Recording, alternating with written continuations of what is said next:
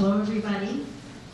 I'm Ginny Merriam, and I'm going to be the moderator of this panel. I will warn you, I have a terrible cold, so I'm just going to try to talk as little as possible, because you don't want to hear from me anyway, and just stand up here and eat cough drops while we hear from our writers. I am also mandated by Humanities law to tell you at the beginning that they will be all signing books out in the atrium after the panel, and that we will be 1 hour, and they will come and pull us off the stage to get them out there signing books, just so you know. I'm going to try to leave some time at the end for questions, because we have so many smart people here that I know there will be a lot of them. I also am sorry to tell you that Bill Edmond, who wrote Empty Mansions, The Mysterious Life of Uget Clark, is not able to be with us because his flight was canceled and he's stuck. He's on standby to go to Helena and then drive here, but it's not going to work for today, so we will have to be double interesting. I will tell you who is here. All of us. Gayle Morrison, here in the red, has worked with the Hmong community since 1977 in education, refugee services, private enterprise, and as an oral historian, researcher, and writer. Her first book was Sky is Falling, an oral history of the CIA's evacuation of the Hmong from Laos. Based on the quality of her oral history research, she received a fellowship from the National Endowment for the Humanities in 2003 and 2004. Her newest book is Pog's Exit, Jerry Daniels, the Hmong, and the CIA. She lives in Santa Ana, California, and Missoula. Next to her is Joe Deurbrock. Close. She's the author, most recently, of the 2012 National Outdoor Book Award winner, Anything Worth Doing, a true story of friendship, adventure, and tragedy on the last of the West's great rivers. She lives in southeastern Idaho. Her essays, micro-essays, and book reviews have appeared in many publications, including The Washington Post, Christian Science Monitor, and Creative Nonfiction. She is a former high school English teacher and river guide with an MA in English from Boise State University. After being a journalism school dropout, I had to put that in. She speaks at conferences, bookstores, libraries, and with book groups around the West. Brad Tyer is the author of Opportunity, Montana, Big Copper, Bad Water, and the Burial of an American Landscape, which was published by Beacon Press in March. Tyer's work has appeared in High Country News, NewWest.net, New York Times Book Review, Outside, The Drake, Texas Monthly, Montana Headwall, among other venues. He's been awarded a Knight Wallace Fellowship, a Fund for Investigative Journalism grant, and a Fish Trap Writing Residency. We know him best as a former editor of the Missoula Independent. He currently works as an editor at the Texas Observer in Austin. Todd Wilkinson has been an environmental journalist for 25 years, contributed to many national magazines and newspapers. He is the author of the critically acclaimed book, Science Under Siege, The Politician's War on Nature and Truth. He is a Montana-based freelance magazine and newspaper journalist, author, weekly columnist, website editor, and author of several books. His new book, Last Stand, Ted Turner's Quest to Save a Troubled Planet, was published in April after 7 years of writing and research. The title of our panel today is Truth in the First and Third, Finding and Creating Nonfiction Stories. What I thought about in preparing some questions to get them started is how do we find nonfiction stories? Lots of people will say, how did you ever get that story idea? So we're going to hear from them on that.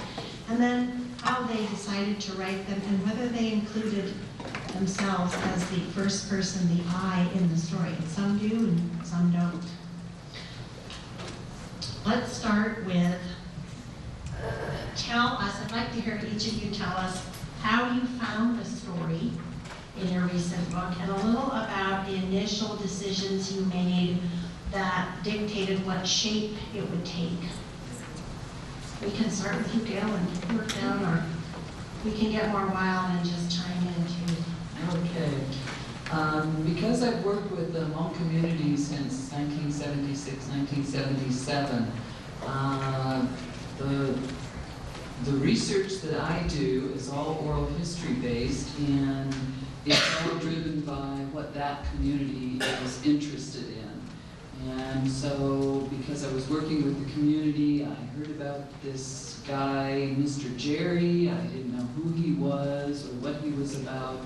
They were very tight-lipped about him, and over the years I just heard more and became quite intrigued by who is this guy who ended up being a CIA case officer in Laos.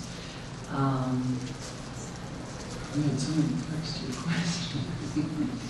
How did you find the story? And what were the first decisions you made? Yeah, there were no first decisions. There was no book, there was no nothing. I simply started doing interviews with my co-workers to find out more about their history, and that's how I was hearing about Mr. Jerry, but I had no intention of ever creating a book. Let's stop there, but we need more about that later. Joe? Yeah, so in writing classes, they always tell you to write what you know, right? And I actually think that's incorrect. What they mean to say is write what you're passionate about, because you will come to know it. So I wrote a book about two whitewater raft guides, and in fact I was a guide, so I guess I knew. But what I'm passionate about is people who commit themselves completely, sort of to the point of craziness, and that's what compelled me about the story in this book. And first decisions, my first decisions were to run around and tell people about this story and ask them, should I write this book? Should I write this book? And they all said no, and there we are. I'm not sure which direction to talk here. Opportunity Montana is a book about a whole bunch of things, including a community called Opportunity Montana. It's about canoeing, it's about a father's relationship with the son, it's about sacrifice, it's about acknowledgement, it's about economy. That's my elevator pitch that already ran over. I moved to Montana from Texas in 2002. I'm sorry, I'm one of those guys. I didn't buy a ranch, I didn't buy anything, I don't have any money. I came up here to canoe, and I moved to Missoula, and I started paddling the Clark Fork because that's the river in Missoula. And so I kind of literally fell into the story several times at the end. Coming from Texas, I was not, I had an image. This is damn it, Todd. If that's Ted Turner, I'm going to be pissed.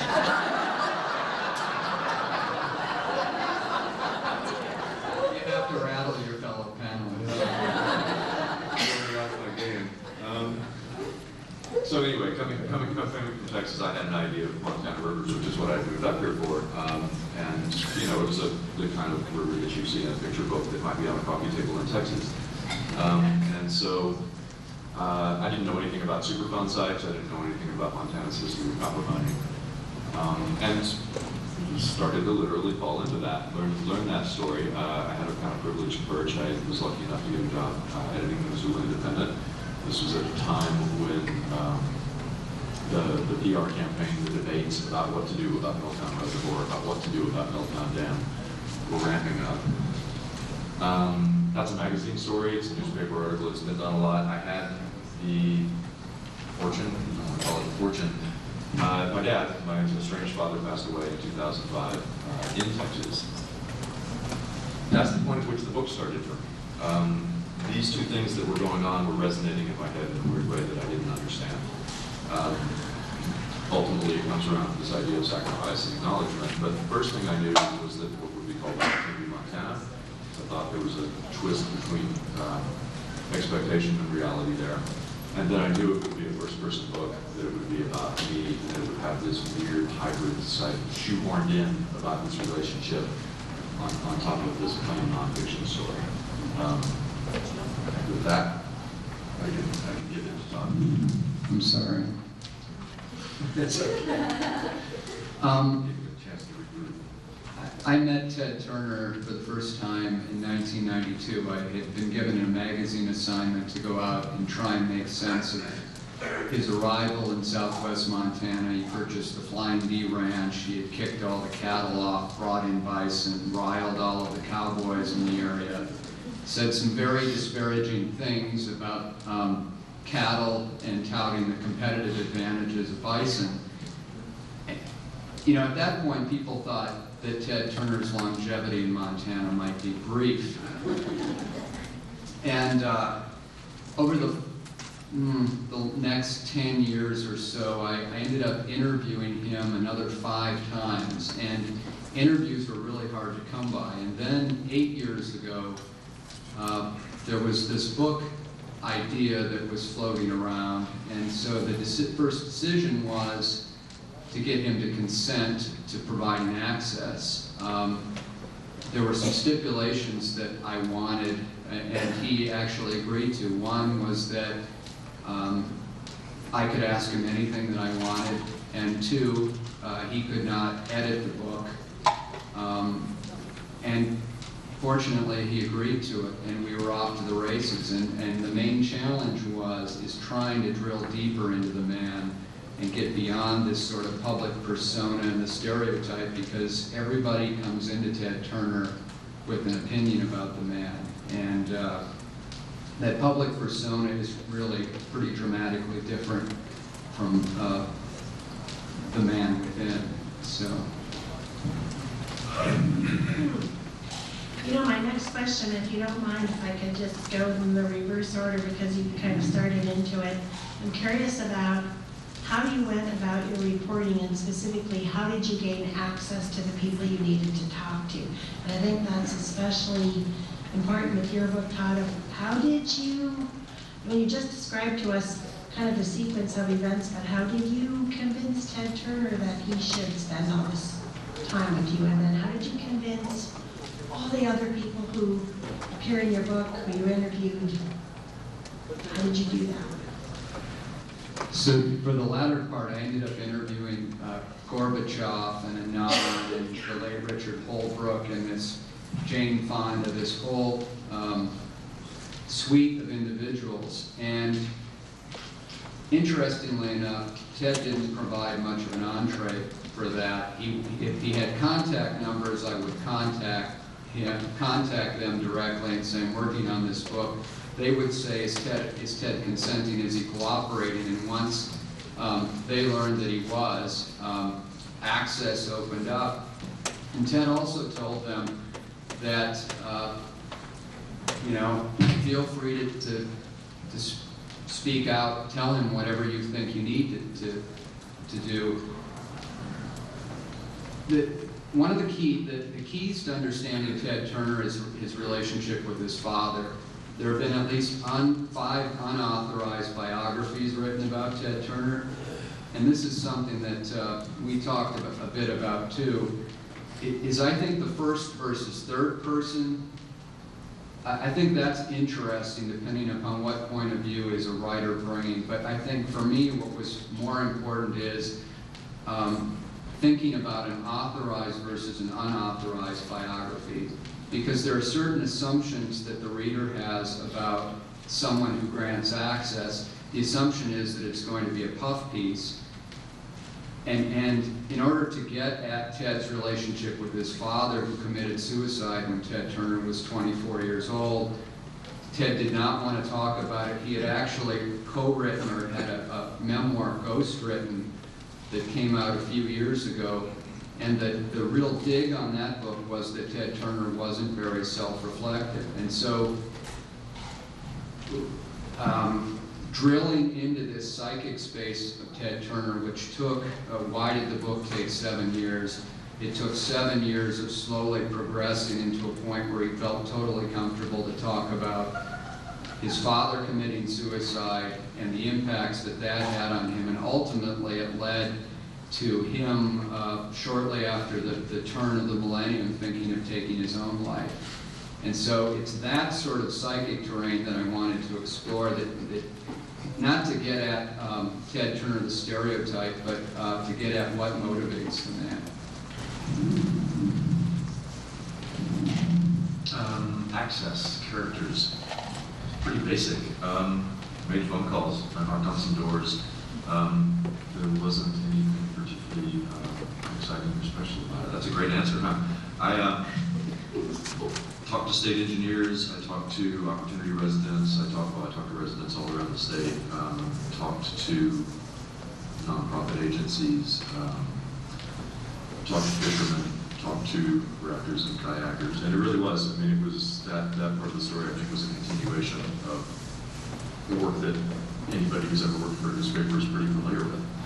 You find the name, you ask the questions, you ask around to figure out who you want to talk to, and then contact them with whatever contact information you've got available. Send them an email, or what have you. The other characters in the book, I really wanted, there's a lot of history in the book. How did you come to be, even prior to that, copper history? So I spent a lot of time in libraries and trying to recreate material out of old books and out of old newspapers. That was boring and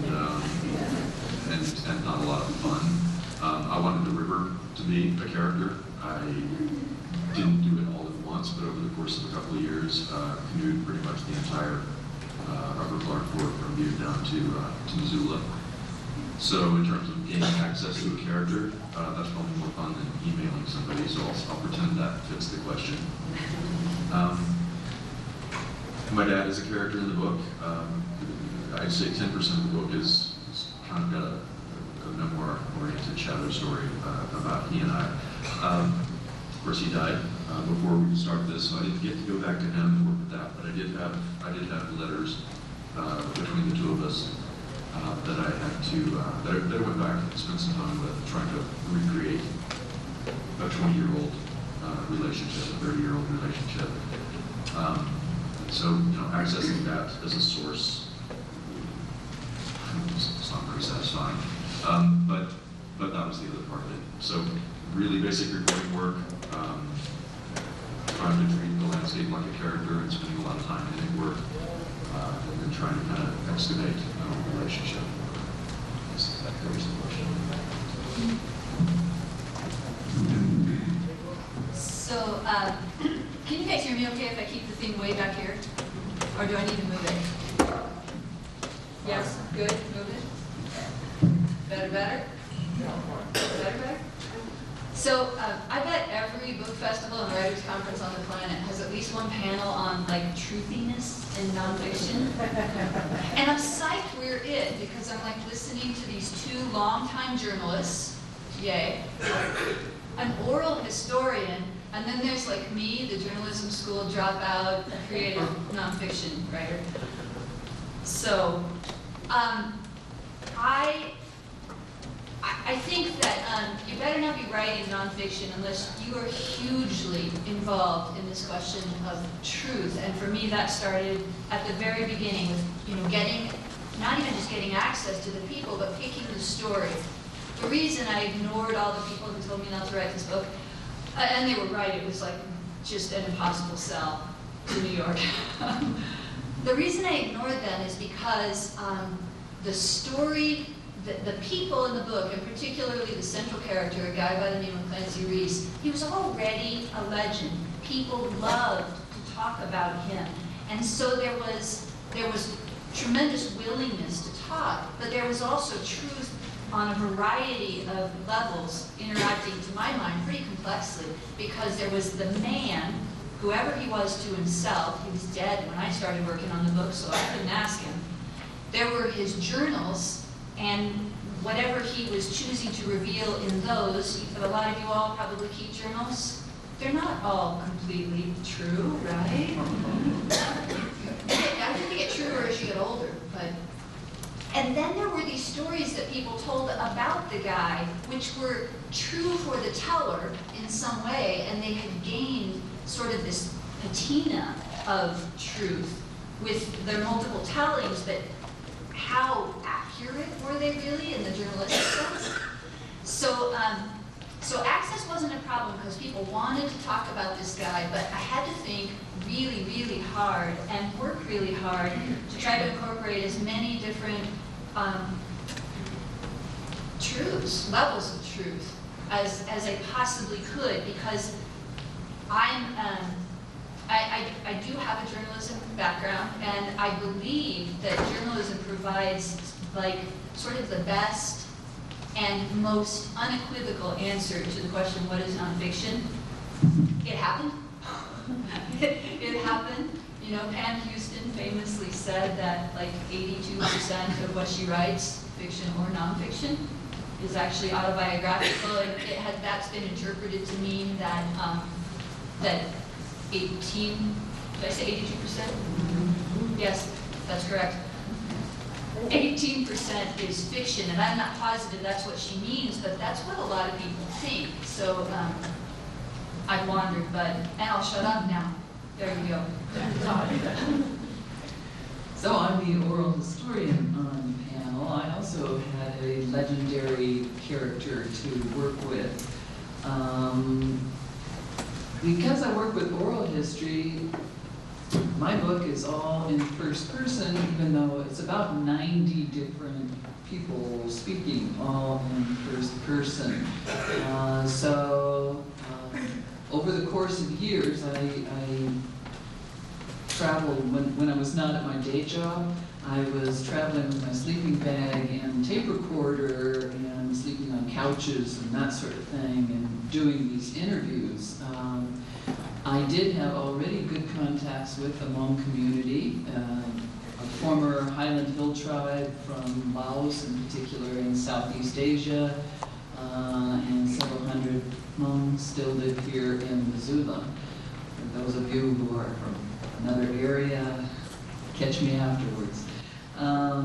So I had access into the community, but very similarly between trying to interview Hmong and also working with former CIA, there's this function of gatekeeping, where you don't get to make that next step unless there's somebody who's going to vouch for you, make the phone call, make the introduction, and only then do you take that, move into that next level or layer, which is why this book took about 10 to 12 years working on, and it had started much earlier. It's just I worked exclusively on this for 10 to 12 years.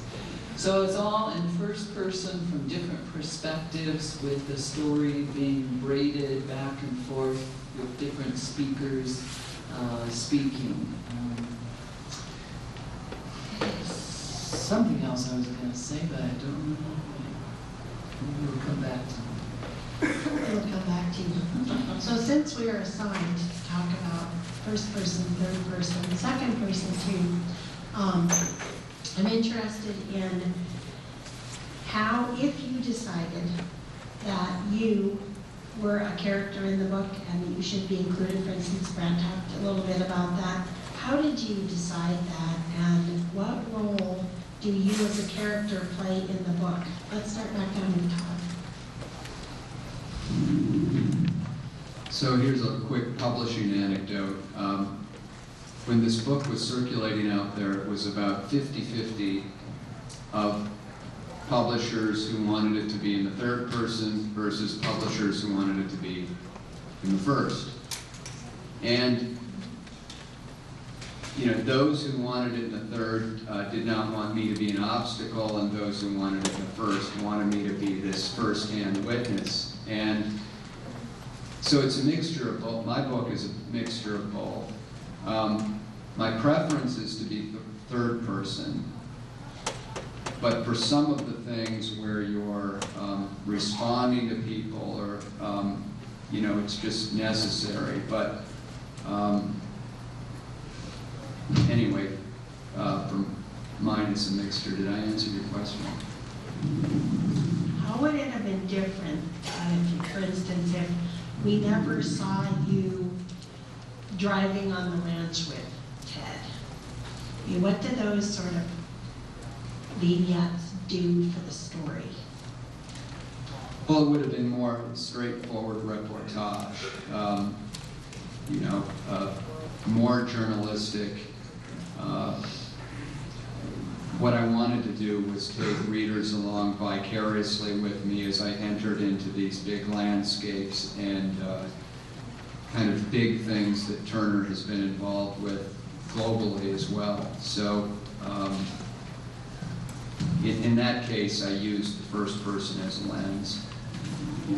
Which I felt as a reader, that you really did take us there into that big landscape. First person, never a question. Ego, there's a reason. I've always worked for alternative news weeklies and not a straight daily. I've got a publishing story too. I mentioned earlier that the book is sort of an exploratory essay of trying to figure out why these two facts, my father's death and this story about this sacrificial landscape of opportunity, were bouncing off of each other for me. And because the book was, I think I was probably 80% of the way through the writing of the book before I had a good sort of self-articulated idea of what that was, which means that at the book proposal phase, I've had a 2% articulated version of why that was. First step, my agent strongly discouraged me, not from using first person, but from including that memoir type material. Where is this going? You'll see when I write it. Got to the point of having a conversation with an editor at Beacon. So, how much of this is going to be about you and your dad? Really? Not much, right? I hope. And so I said, oh yeah, no, not much at all. And it was really kind of gratifying to actually work through the first draft and turn that into the editor who said, oh, okay, I kind of see what you're going for here. Actually, I'd like a little more of that. And sent me back to backfill some of that material. So I know there's not an exact correspondence between that memoir aspect and kind of first person, although the memoir does sort of necessitate the first person. So that was part of it. The other challenge is that so much of my book happens, so much of the story happens in distant history that I wasn't comfortable writing in first person, that I really feel like I needed to make up for that material in some immediacy. And this gets back to me getting out on the river, interviewing and conversing with people in first person. It felt necessary to me, it's comfortable for me. And then the other question that people kept asking me as I was trying to explain what the hell this book was about, I kept saying, what's the through line? What's the through line? And I still don't really understand that question. I finally just started saying, it's me. That's the one thing that's going to be present from the first to the end of the book. You're going to be stuck with me. I'm going to talk to you in my voice. That's the through line. So, I mean, I'll leave it up to other people whether or not that worked. But first person, it was always going to be first person. And that's kind of how I feel with that. Are you grimacing? Like, actually grimacing? It's so interesting how the way that you got there, and then what editors say too. And I think that there's always that. They don't even know what they want. It's the charm of war. I don't think. And I think once you demonstrate something that they like, then it's good. Yeah. Well, let me just jump in and say something about Brad's book, because I've read it and I liked it. Likewise, very much so. What I thought was cool about what he did with the first and third person, leaving aside the memoir, the father-son part, he's throwing a lot of interesting and complicated information at you and a lot of history. And it felt to me like when he would break into these sections where he's running the river and he's pondering, that's your chance to like sit down with him in the canoe and digest everything he's been given you. And I thought that was really great, Brad. And be still. Well, yeah, because otherwise the sticky in canoe there. is, yeah, for Right. sure. You're going to end up in the toxic river. Right. So I'm a huge fan of Susan Orlean. Anyone else in here? When I'm thinking about working on a project, I use every book I'm reading as a lens to think about what I'm working on. And I happened to read Susan Orlean's The Orchid Thief right when I was asking myself, who would care about a book about two nobodies from a nowhere state whose profession, whitewater raft guiding, is unknown outside the West? Nobody would care. Who would care? Well, Susan Orlean wrote an entire book about some guy who tramps around the Everglades stealing orchids, and it's an awesome book. And what holds that book together, of course, is her fascination with the guy, her reportage, how she came to gather his story, why she cared about it, what she saw in this man, right? That's what makes that book work. About that same time, I also read John Krakauer's Into the Wild. My question is still the same. Who's going to give a damn about these nobodies? You know, they're consummate riverboatmen. So, you know, it's not like it's Ted Turner. So in Into the Wild, John Krakauer does the same exact thing. This kid, Christopher McCandless, he's an idiot. He's a fool, but he's a fool with romantic ideals that John Krakauer shares and is sometimes troubled by. And so John Krakauer uses Chris as a way to examine his ideas about wilderness. So that's my long version that doesn't even talk about my book, for why I am a part of this book. Like Susan Orlean, like John Krakauer, I try to use myself and my fascination with these people and how I came to know their story as a lens through which to make this story compelling, hopefully, to you. Agree completely on Susan Orlean. And then she did it again with Rin Tin Tin. Yeah. Straight Rin Tin Tin. I haven't read that one yet because I thought she copped out. He's famous. I will.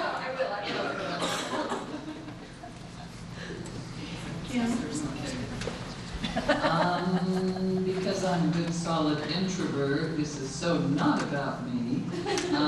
It's all in the first person, none of whom are me. So it's both first and it's me dealing with it. Some people, when they read oral history, which is a very unusual format anyway, and oral history is not very common, have said, well, you know, but what's your opinion? Where's your analysis? Well, there's 90 people in here giving an analysis, so I expect that there's enough intelligence in the readers to make up their own mind at the end of the book and do not insert myself. What I like about doing oral history is that I do have some big guys in there, no Ted Turners, but I like to hear the voices of the little guys, the guys on the ground, the grunt soldiers, whatever. And because I work with the Hmong community, they started me on this oral history thing because they were not a literate group in Laos. And so they deal with everything orally. All of their history is carried down through the generations orally. And so nobody mentioned anything about a book. They wanted to make sure, though, that this was something that was recognizable. If somebody told me something, they wanted to know the name of that person. So ultimately, it was the Hmong community that said, okay, I know my own story, but what about that guy over there? Especially the little guys saying, what does that colonel think? What was he doing while I was over here? So it's built along those lines where it's the little guys and it's the big guys that are talking. And it's also cross-cultural. So I'm really just following along with the initial mandate from way back in the 70s when the Hmong wanted a name on everything, because if they didn't recognize the voice, whether it was a written voice or a spoken voice, they were not going to accept it as being true. So that is why I work only in oral history. But I also, like some of these others, Joe in particular, am fascinated by the personality of Jerry Daniels, who was from Missoula, Montana, and why. Who is this person who would go and work in the hinterlands of Laos under very dangerous conditions for 15 years.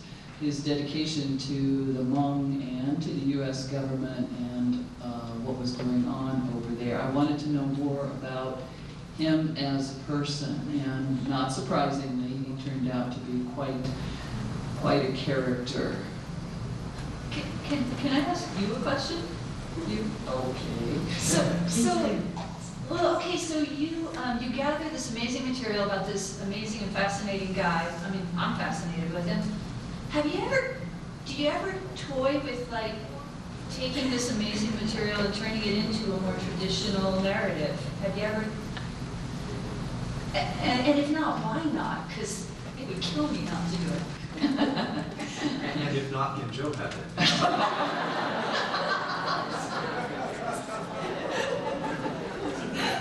No, I don't. My background is in psychology and sociology. I've never taken a writing class, a journalism class, or anything like that. It terrifies me to think about trying to turn the actual material into something. I know I can handle oral history. I know that well enough. But no, I don't consider myself a writer's writer, so I don't do that.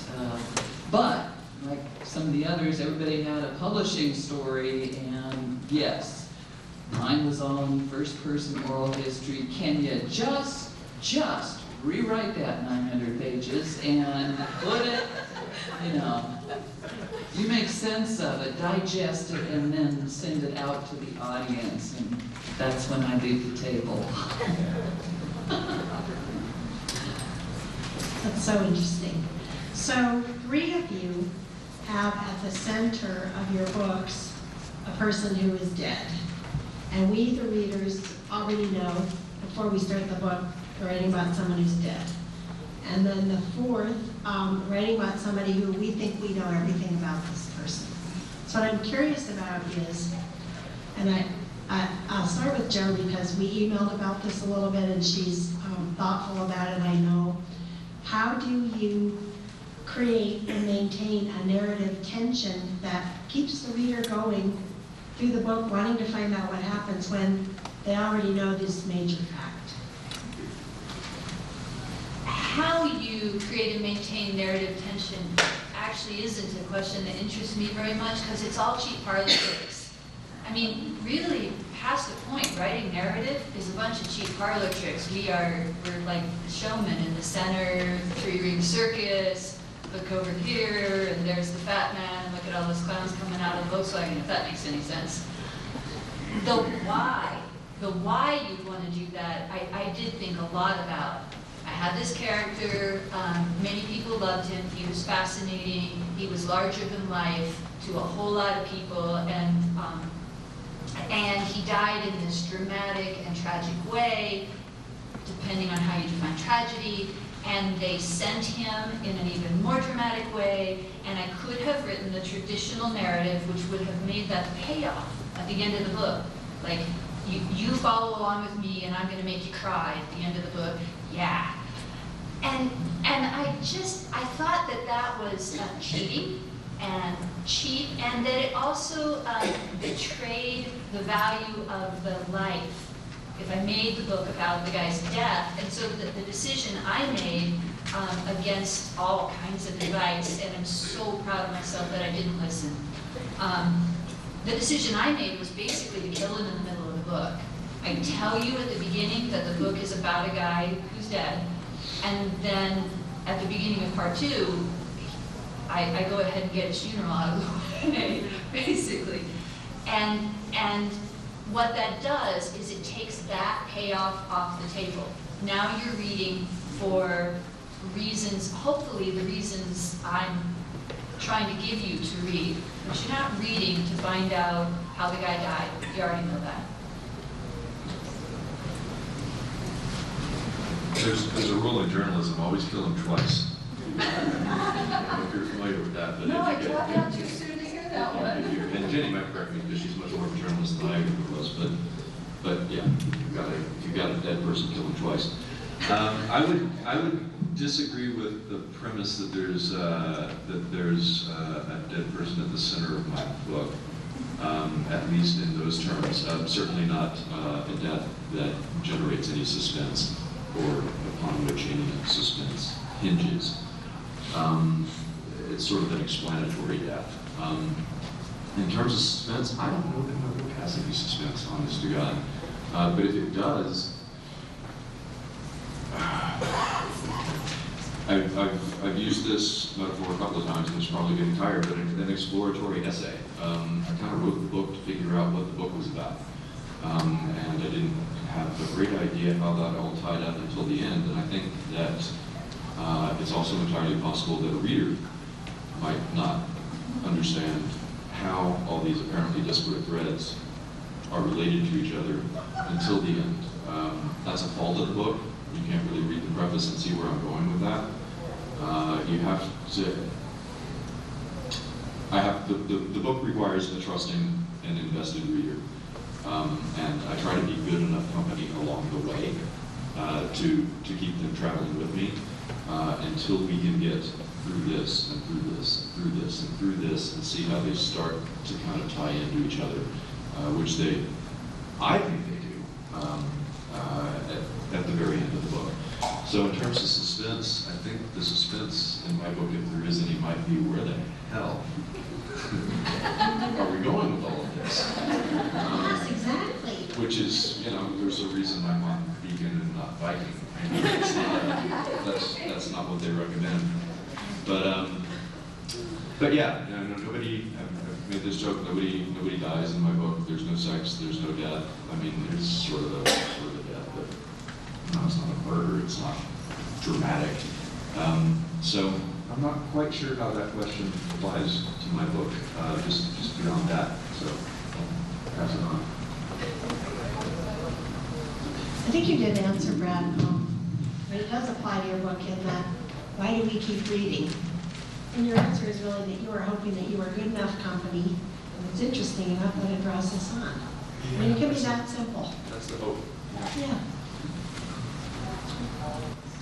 Well, as we all know, there are relative advantages and disadvantages to either writing about a dead person or a person who's alive. And interestingly enough, at least for me, I think I interviewed 120 people, 6 of whom passed away after I interviewed them. So,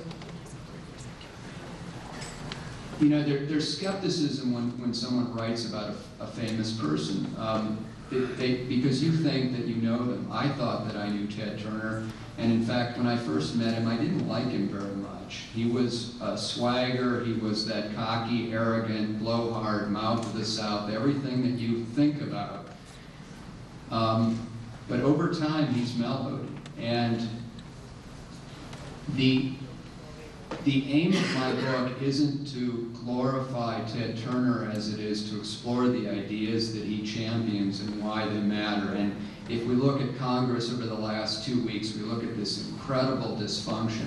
One of the things that interested me about Turner, particularly as a living person, is how does he represent this sort of radical middle ground? Because it's this mixture of liberal and conservative.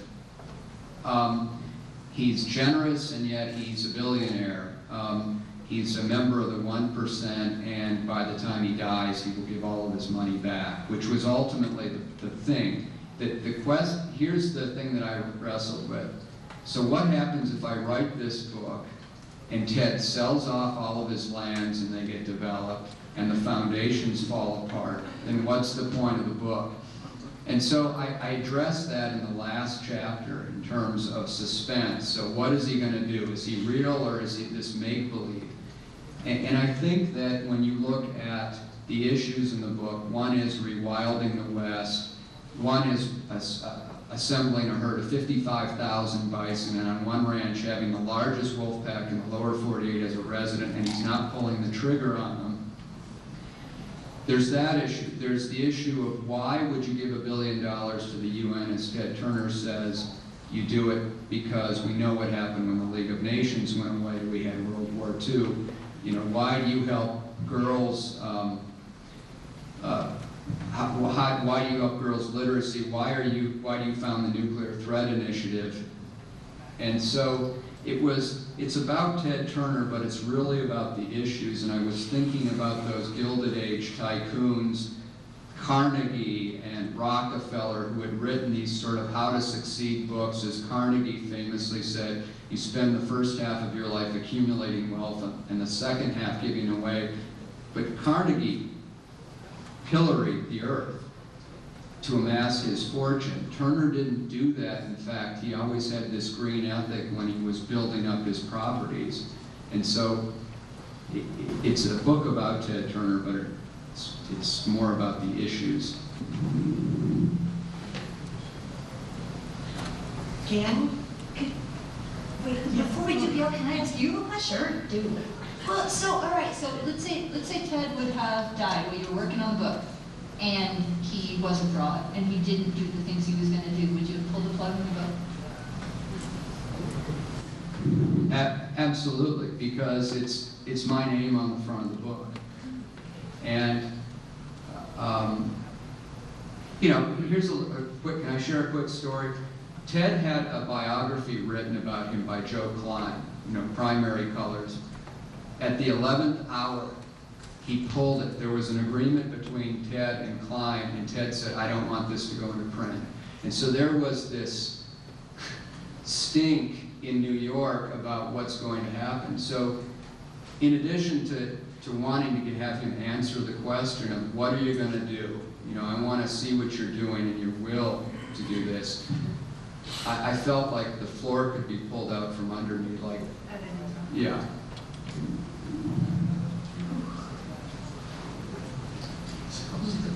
Do you have an answer for that question on how you know that Jerry Daniels? Yes, my guy arrives dead, so I don't have to deal with that. But the question is, under what circumstances?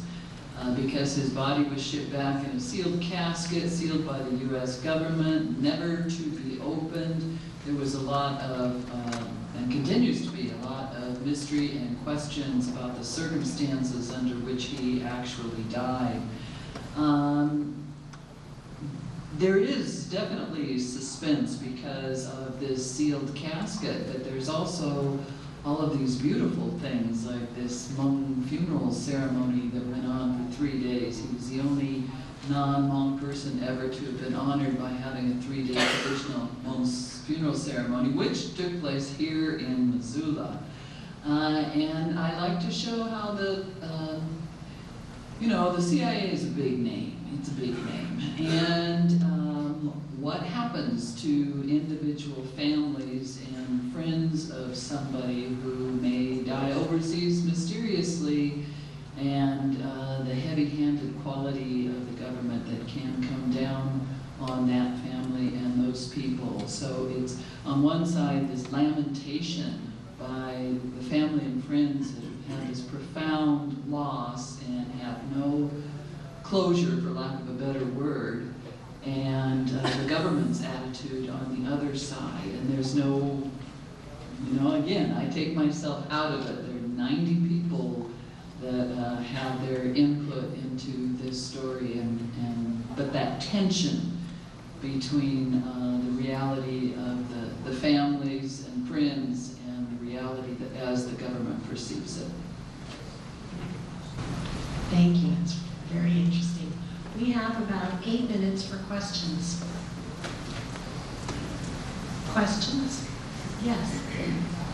I'm interested in historical writing and working on historical biography. So thinking about if you read 1493 and 1491 by Charles Hall, science writer, he injects himself in the first person as part of this process of telling the story, but it's really a lot of history.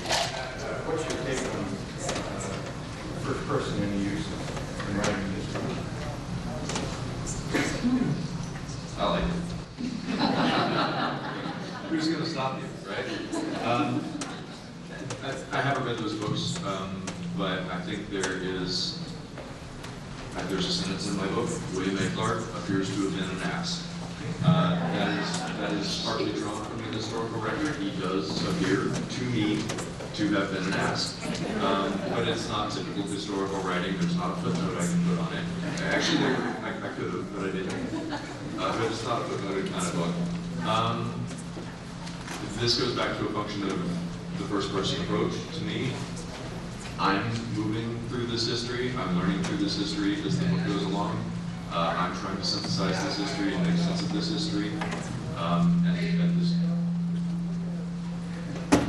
contemporary scenario that's going on. And I comment on it as I go. And again, I hope people find that voice quality company to go through that same story with me. But it's a risk because, voice is voice and it's not everybody likes everybody. But that was my approach to that question. Would any of you tell him absolutely not, never? Absolutely not. Never. I think the cool thing you get when you use first person in nonfiction is you're adding another kind of truth. You're reminding people that there was an interpreter, there is a narrator. And I mean, it seems to me you almost have to do what all three of us did, some combination of first and third person. That's honest. There was a storyteller. Or you have to do what she did and not impose yourself at all. And I have a hard time seeing the in-between, but I am a journalism school dropout. Another question? Yes. Gayle, I guess. You mentioned you don't put yourself into the oral histories, but when you edit the oral histories, isn't that somehow you're injecting yourself? Yes and no, because I do so many interviews. Maybe I have a dozen people talking about the same event or situation. And so I see where the bulk of them are lying, and I kind of follow that, where, okay, this group, this person embodies most accurately or clearly what this group was thinking, and so that's the voice I choose. Yes, I do edit, and I do heavy editing, but I do try to follow not my own will, but the will of the tellers. I have a related question. I've heard Joe speak really eloquently about this before. What do you decide to move out? Good question. She's asking about what you decide to leave out and why. Almost everything. Right? Almost everything.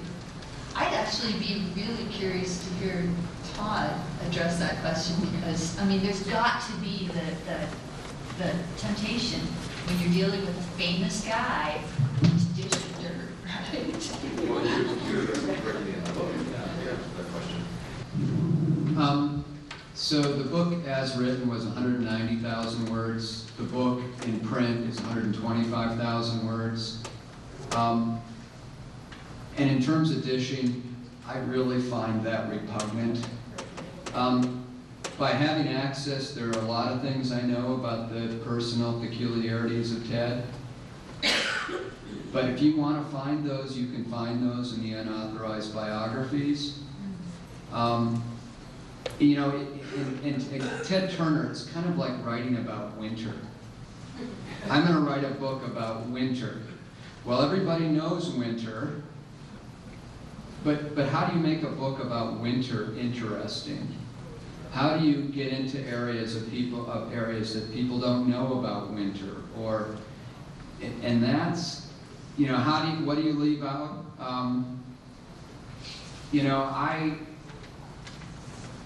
I left out a lot of things that Americans would find interesting, but that the French wouldn't find interesting about Ted's personal life.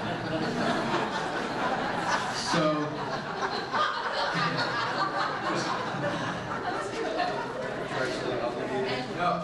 there were no contractual obligations, but one thing I want to say is Ted couldn't edit my manuscript, but he read my manuscript as it went because I wanted to check it for veracity, and particularly when he was reading the chapter on his father's suicide, the playback, it actually became a richer experience because he would share asides on things, and if he were in the mood, I could press him, or I would come back to that later. And so it made able to slowly dig deeper into these really personal aspects of his life. But there were things that were never stated as being off limits, but it was just, you know,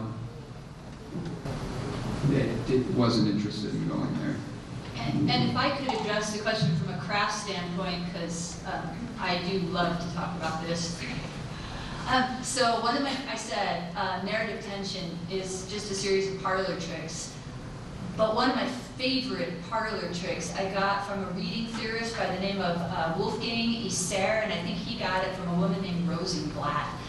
And what they talked about was what they called gaps. So the idea is, if you leave out anything that a reader could jump over or fill, him or herself, you put the reader into your work, into your narrative, to create a space which, because they have to fill it to continue, and because they can fill it, you left out enough but not too much, they make it theirs. And that is such a neat parlor trick. So I say you leave out anything, everything, every span a reader could jump himself, every hole a reader could fill herself. Interesting. Any more on As an that? editor, I'm not down with that at all. I'm learning to fear that look on Ginny's face. You have all been so interesting, and I wish we had more time because we could probably talk more. I want to thank our writers and remind you that they will be signing books in the atrium right away.